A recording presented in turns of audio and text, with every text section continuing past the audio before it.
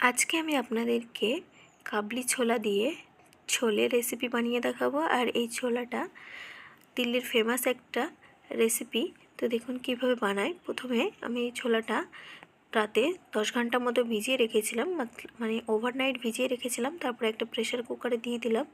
আর এখানে আমি ইউজ করছি একটা টি ব্যাগ, আর এখানে একটা সাদা কাপড়ে দেখুন 1 চামচ দিয়ে দিয়েছি চাটা দিয়ে ভালো করে একটা পুটলি বেঁধে নিয়েছি, আর একটু টাইট করেই বাঁধতে হবে। তারপরে প্রেশার কুকারের মধ্যে ছোলাটা দিয়ে ওর মধ্যে দিয়ে দিচ্ছি। এবারে এখানে লাগছে আমার দারচিনি, বড় এলাচ, ছোট এলাচ, লবঙ্গ আর স্টার আনিস মানে স্টার ফুল দিয়ে দিলাম এর মধ্যে।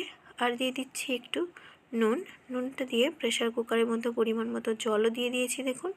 এবার এটাকে ঢাকা দিয়ে সিটি মেরে নেব 6-7টা।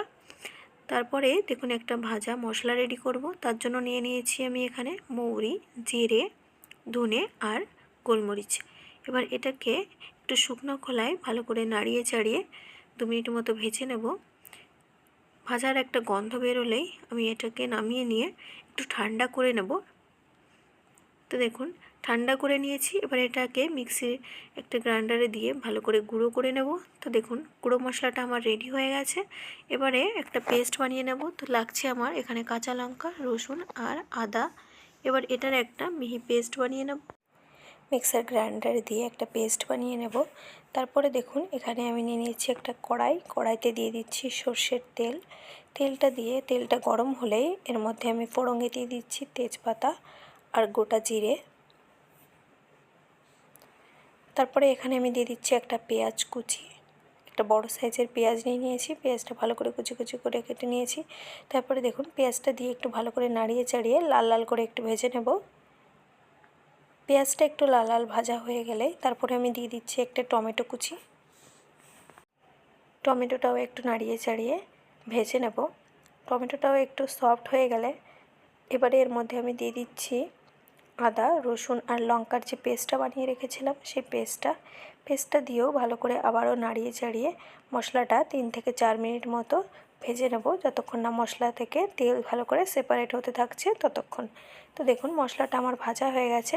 এবারে এর মধ্যে আমি যে ভাজা গুঁড়ো মশলা রেডি করেছিলাম মৌরি, জিরে, গোলমরিচ আর ধনের, সেই মশলাটা দিয়ে দিলাম। এবারে এর মধ্যে দিয়ে দিচ্ছি 1 চামচ হলুদ গুঁড়ো, স্বাদ মতো লবণ আর কাশ্মীরি লঙ্কার গুঁড়ো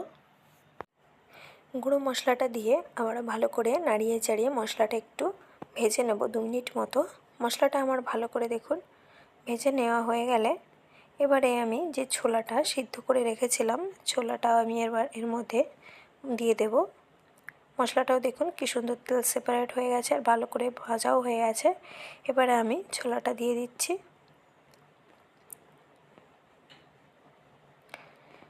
এবার ছোলাটা দিয়ে এটাকে আমি একটু নাড়া দিয়ে ঢাকা দিয়ে দেব, আর ঢাকা দিয়ে এটাকে হাই ফ্লেমে 10 মিনিট মতো রান্না করে নেব। তো দেখুন প্রায় রেডি হয়ে গেছে আমার ছোলের রেসিপিটা। এবারে নামানোর আগে আমি ওর মধ্যে দিয়ে দিচ্ছি একটু গরম মশলা উপর থেকে। গরম মশলা দিয়ে আমি এটাকে নামিয়ে দেব। তো রেডি আমার ছোলের রেসিপি। আপনারা এর সঙ্গে চাইলে লুচি বা একটু ভাটুরে বানিয়ে নিতে পারেন। এইভাবেই বানিয়ে দেখবেন, খুবই ভালো হয়। যদি আমার রেসিপিটা ভালো লাগে অবশ্যই লাইক করে দেবেন। Thank you for watching.